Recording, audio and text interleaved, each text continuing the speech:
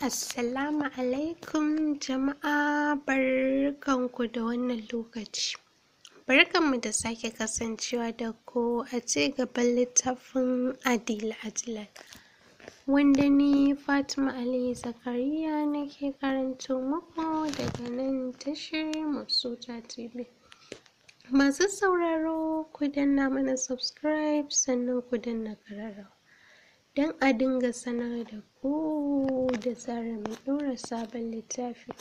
Bata ƙarasa ba ta ji ta ce Jesus di Sole, sannan aka sa mata abu a hanci. A hankali ta ji hannunta sun yi mata nauyi, tun tana ganin dishi-dishi har ta daina ganin komai. Ajlal's Diary, 1st February 1923, 11:30 AM. Dear Diary, daidai lokacin Ama ta buɗe ɗakin, sai dai ga mamakinta bata ga Adila ba, sai dai ko ina ta duba amma bata ganta ba. Ƙirjinta ne ta ji yayi mata nauyi, take zuciyarta ta shiga bugawa da ƙarfi. Tunda take bata taɓa shiga tashin hankali irin na yau ba. Inna lillahi wa inna ilaihi raji'un. Me ke shirin faruwa? Wannan wace irin masifa ce? A ce ranar aure an rasa amarya? Miƙewa ta yi, jikinta babu ƙwari, ta fito falo. Mutane ne birjik, kowa ta kalli fuskan shi cike take da farin ciki. Jikinta ne ya ƙara yin sanyi, gaba ɗaya ƙwaƙwalwanta ya toshe. Bata san ta ina za ta fara ce musu amarya ta ɓata ba. Amma dai bari ta ƙara komawa ɗakin ta duba, wataƙilan ta shiga toilet. Sake komawa ta yi har cikin wardrobe da ƙasan gado ta duba, sai dai babu Adila, babu labarinta. Daidai lokacin aka buɗe ɗakin. Ɗaya daga cikin yayinta ne, Anty Maryam. Cikin farin ciki take guɗa, sannan ta ce, ina Adila ɗin, ko kuma na ce amarya. Yanzun nan aka kira ni a waya cewa an ɗaura aurensu da Sadiq. Sam hankalinta bai kai kan Ama ba, wanda ta yi mutuwar tsaye ba. Har ta juya tana ƙoƙarin barin ɗakin, Ama ta yi saurin kamo hannunta ta ce, Anty Maryam, ina cikin tashin hankali. Ina cikin wani hali wanda tunda nike ban taɓa shiga irinsa ba. Anty Maryam, Adila ban ganta ba. Na duba ko ina amma ban ganta ba, kuma fa ɗazun nan na barta. Na ce ta yi wanka kafin na dawo. Dariya ta ce, amma Ama kina da abin dariya wallahi. Ta yaya za a ce an rasa Adila? Kuma na ga lokacin da kika ce ta yi wanka kin rufe ɗakin, ko kuma tana da spare key ne? Ama, ta yaya kike tunanin za ta fita daga ɗakin? Dariya ta ƙara yi ta ce, ki dai ƙara dubawa, maybe ma mantawa kika yi. Ina ga tana ɗakin ki, bari na je na duba, ki saki ranki please. Ita dai Ama jinta kawai take, bata ce komai ba. Ta zauna a gefen gadon, ita kuma Anty Maryam ta fice. Ɗakin Ama ta duba amma bata ganta ba. Nan ta fara tambayan mutane ko sun ga Adila, amma duk amsa ɗaya suke bata, tana ɗakinta. Ita ma zuwa wannan lokacin hankalinta ya gama tashi. Ta tabbatar Adila bata gidan nan. Cikin sanyin jiki ta dawo ɗakin, inda ta tarar da Ama ta zuba tagumi, take tausayinta ya rufe ta. Zama dai ta kalli Ama ta ce, gaskiya ne Adila bata cikin gidan nan, saboda duk wani waje da na san zan same ta na duba, amma bata ƙarasa ba ta ga Ama ta zube ƙasa a sume. Cikin ƙaramin lokaci zance ya gama zagaye ko'ina cikin gidan cewa an rasa Adila. Masu tausaya mata na yi, haka ma masu jin daɗi na yi. Nan fa hankulan masoya ya tashi, yayin da maƙiya suka samu abin faɗi da yin dariya. Sadiq yana can tare da abokansa, sai ɗaukan pictures suke. Kallo ɗaya za ka yi masa ka gane cewa yana cikin farin ciki. Jiya an dafa shi ta baya, juyowa yayi, sai dai wani irin bugawa zuciyan shi, ganin wata tsohuwa gaba ɗaya a yamutse take. Hannunta ma wani irin farce ne masu tsayin gaske. Jikinta sanye da wata doguwar riga baƙa mai hula. Shi dai Sadiq bai ga fuskarta ba, iyaka dai ya ga wajen fuskar babu komai sai baƙin ƙirin. So yake ya gudu amma ya kasa, ji yake kamar ɗaure shi akai a wajen. Gashi bakinsa ya yi masa nauyi, baya iya furta kowace kalma. Magana ta fara cikin muryarta mara daɗin sauraro. ba za ka taɓa samun abin da kake so ba. Ka yi sani cewa yanzu haka Adila ba ta gidansu, kuma duk iyakan binciken da za ka yi ba za ka taɓa gano inda take ba. Tunela Riberas plus James Eleba beyond Morir. You will never see her again. She is going to die soon. Tana gama faɗar haka ta kece da wata irin dariya. Sandar hannunta ta girgiza take, ƙasa ta tsage ta shige. Cikin seconds komai ya koma daidai tamkar babu abin da ya faru. Firgigit ya da hankalinsa jin abokinsa na ta kiran sunan shi. Sadiq, lafiya kake kuwa? Sumail ya kirkiro ya ce lafiya lau nake. Dariya sauran abokan suka yi suna cewa lallai ango, wato har ka fara tunanin amarya ko? Shi dai kawai jinsu yake, kuma daga yanayinsu ya tabbatar masa da cewa ba su ga wannan tsohuwar ba. Babu mamaki aljanu ne suke son buɗe masa ido. Daidai lokacin wayansa ta fara ringin, kin ɗauka yayi har sai da aka yi masa 10 missed call amma bai ɗaga ba. Wayar Nabil ce ta fara ƙara, ganin mom ɗin su Sadiq ke kira ya sa shi ɗagawa. Cike da girmamawa ya gaishe ta. Bata ma tsaya amsa gaisuwan ba, ta ce Sadiq fa yana ina? Tun ɗazun nike kiransa amma bai ɗaga ba. Gashi muna tare da shi, to yanzun nan maza maza ku zo gidan su Adila, ina son ganin ku. Wajen sauran abokansu ya dawo ya kalli Sadiq ya ce yanzun nan Hajiya ta kira ni, ta ce mu je gidan su Adila yanzun. Sadiq kuwa jikinsa ne ya ƙara yin sanyi, ya tabbatar abin da wannan matar ta faɗa masa gaskiya ne. Jikinsa babu ƙwari suka tafi gidan su Adila. Amma abin da mamaki fa, a ce ba a ganta ba, kuma kowa ya ce bai ga lokacin da ta fita ba. Anti Maryam ta ce ita dai Ama kallon su kawai take, sam ta ƙi magana tun lokacin da ta farfaɗo.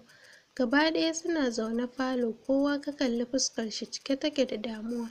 Lokacin su Sadiq suka iso gidan da sallama suka shiga, kallo ɗaya ya ma Ama, ya ji zuciyar shi ta karye. Wajen hajiyar shi ya je gaida ta yi cikin nutsuwa ta ce Sadiq, ka ji abin da ya faru ko? Makiya sun sa mu a gaba, yanzu su rasa irin abin da za su yi mana sai wannan tozarci. Tozarci fa, ta yaya za a ce an rasa amarya ranar aurenta? Murmushi ya kirkira ya ce insha Allah Hajiya za a ganta. Yanzu dai ina so duk wani shige da ficen gidan nan na gan shi, tunda akwai CCTV cameras a nan gidan. After some minutes, komai ya gama haɗuwa, kallon duk wani shige da fice mutane suka fara. Har aka zo kan inda Adila ta fito daga wanka. Duk wani abu da ya faru ranar sai da suka gani, har lokacin da Adila ta cire zobenta duk sun gani, sannan suka fara magana. Sun daɗe suna magana, sai dai su Ama ba sa jin abin da suke cewa. Sai aka ga Ajlal ta yi hogin ɗinta, kuma sun ga lokacin da suka fice daga ɗakin a tare. Hajiyan Sadiq ta ce Ama, wannan yarinyar fa wace ce ita, kuma menene haɗinsu da Adila? Tunda alamu sun nuna cewa sun san junansu tsawon lokaci. Ƙawarta ce, ta ce a takaice. Wani banzan kallo mom ɗin Sadiq ta yi mata ta ce gara da Allah ya sa ba mu haɗa zuri'a da ku ba. Alamu sun nuna cewa yarinyar ki 'yan lesbian ne ce, saboda babu macen da za ta gudu da wata ranar aurenta. Kallon Sadiq ta yi cikin ɓacin rai ta ce yanzun nan ka rubuta mata takardar saki, kuma saki 3 za ka yi mata, ba za mu taɓa haɗa zuri'a da 'yar lesbian ne ba. Daidai lokacin Ama ta faɗi unconscious, a hankali ta fara buɗe idonta, dishi-dishi take gani. Can kuma ta buɗe shi gaba ɗaya, ɗakin ta fara bi da kallo, nan ta tabbatar ma kanta cewa a asibiti take. Ganin hannunta ɗaure da drip, kanta ta dafe saboda wani irin nauyi da ya mata. Daidai lokacin aka buɗe ɗakin, wata doctor ce sanye da uniform white color, sai lab coat da ta ɗaura a kan hannunta. Rike da fayil cikin nutsuwa take takowa har ta iso dab da ita. Sai a lokacin Ama ta ƙare mata kallo, tabbas ita ce yarinyar da ta gudu da Adila. Cikin hanzari ta miƙe ta shaƙe ta, sai dai ga mamakin Ama ji tai bata taɓa komai ba. Cikin tsoro ta ja da baya ta ce ke wace ce, ya aka yi bana iya taɓa ki? Smile ta yi ta ce Ama ki yi haƙuri, ki zauna za mu yi magana. Zama ta sai dai kallo ɗaya za ka yi mata ka gane cewa a firgice take.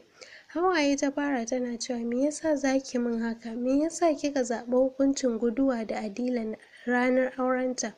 A matsayina na uwa kin san irin baƙin cikin da tashin hankalin da na ɗanɗana kuwa? Kallonta Ajlal ta yi ta ce, wannan dalilin shi yasa na zo gare ki Ama. Da farko dai ina son na faɗa miki, ni ban gudu da Adila ba. Kallon ni za ki raina ma wayo Ama take ma Ajlal, sai kuma ta ce, yaro ne, da idona na ganki, har lokacin da kika sa ta cire zobenta duk na gani, ba ma ni kaɗai ba mutane sama da 100 sun gani, kuma kowa ya san cewa ke ne kika gudu da ita, ko za ki ce min kyamara ce ta yi ƙarya? Smile ta yi a karo na biyu ta ce, Ama, abubuwan da kika gani duk shiri ne, amma wallahi gaskiya nake faɗa miki. Ni ban gudu da Adila ba, asali ma lokacin da abin ya faru ban da lafiya. A ranar na tashi da matsanancin ciwon kai wanda ko hannuna ba na iya ɗagawa. Sai dai na ji a jikina cewa Adila she is not safe, she is in trouble. Na yi ƙoƙarin zuwa gidanku a lokacin da ƙyar na kai kaina duk abin da ya faru a kan idona. Sai dai ba zan iya taimakonta ba a wannan lokacin saboda duk lokacin da na yi yunƙurin zuwa kusa da ita, wani irin jan haske ke shiga tsakaninmu. Ama ki yadda da ni wallahi ba ni ba ce. Sannan kuma bincike ya nuna cewa disafaya miki a kyamara. Yanzu zuciyata ya gama yadda cewa Ajlal ba mutum ba ce kamar yadda take zargi. Duk wani tsoro ta daina ji saboda ta yadda da duk abin da ta faɗa mata.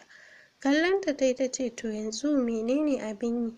Ta yaya za ki gano inda take? Su waye suka ɗauke Adila kuma menene dalilinsu na ɗauke ta? Duk hankalina ya tashi, ina cikin damuwa, ina son na san halin da take ciki a yanzu. Kar ki damu Ama, zan dawo miki da ita cikin ƙoshin lafiya. Ni ma har yanzu ban san su waye suka ɗauke ta ba. Tana gama faɗar hakan ta faɗi wasu magic word nan take ta ɓace. Ɓangaren Adila kuwa lokacin da ta buɗe idonta wani ƙaramin ɗaki ta ganta. Sosai zuciyarta ke mata zafi, wato abin da Ajlal za ta yi mata kenan. Wannan shine sakamakon son da take mata kenan. Lallai aljanu ba su da tabbas, ba su da amana, kuma yanzu wani hali Ama take ta sani ma ba za ta taɓa yafe mata ba. Wani irin kuka ne ya taho mata, sosai take kukan. Buɗe ƙofan aka yi, tsayawa ta yi da kukan ta fara cewa, Ajlal me yasa za ki min haka? Wannan dama shine irin son da kike min? Ajlal na tsane ki, kin raba ni da komai nawa. Tun da na haɗu da ke komai ya canja, kullum cikin fargaba nake. Yanzu abin da kika yi min ke a naki tunanin kin kyauta? San ban ga laifinki ba, laifina ne tun farko da na yadda da ke. Kuka ne ya ci ƙarfinta, sai dai cak ta tsaya da kukanta. Maimakon ta ji muryar Ajlal sai ta ji wata murya daban. Juyowa ta yi, idanunta ya sauka akan wani namiji. Cikin ina ta ce, kai waye? Ina kuma Ajlal? Cikin ƙasaita yake tahowa har ya matso dab da ita. Kallon tsafi ya mata sannan ya ce, da farko dai sunana Yasar. Ni ne wanda Ajlal za ta aura. Amma tun da ta haɗu da ke komai ya canja, ta daina sona, ta daina bani kulawa, kuma duk saboda ke shi yasa na yanke shawaran kashe ki. Wannan ita kaɗai ce hanyar da zan samu Ajlal. Bari na yi miki wani albishir. Na daɗe ina bibiyar ki kuma burina shine na cutar da ke. Sai dai duk lokacin da na yi yunƙurin cutar da ke, Ajlal tana bayyana. Kin tuno ranar da Ama ta yi tafiya? A wannan rana burina shine na kashe ki. Sai dai kash, Ajlal ta zo ta ɓata komai. Ki sani cewa kafin na samu damar ɗauko ki daga gidanku sai da na yi kwana 40 ina haɗa wani magani. Bokaye 40 na kai wa ziyara. Saboda a cikin maganin da aka baki akwai wanda ko cikin gidanku ba zan iya shiga ba. Adila ban taɓa neman abu na rasa ba, amma na kasa samun Ajlal. Take idanunsa ya ja, kallonta yake cike da tsananin ɓacin rai. Take muryoyi daban-daban suka cika ɗakin, kuma abu ɗaya suke faɗa, ba zan bar ki ba Adila, kashe ki zan yi. To masu sauraro, a nan zan dakata. Sai mun haɗu da ku a shiri na gaba domin jin yadda za ta kaya tsakanin aljani Yasar masoyin Ajlal da kuma Adila masoyiyar Ajlal.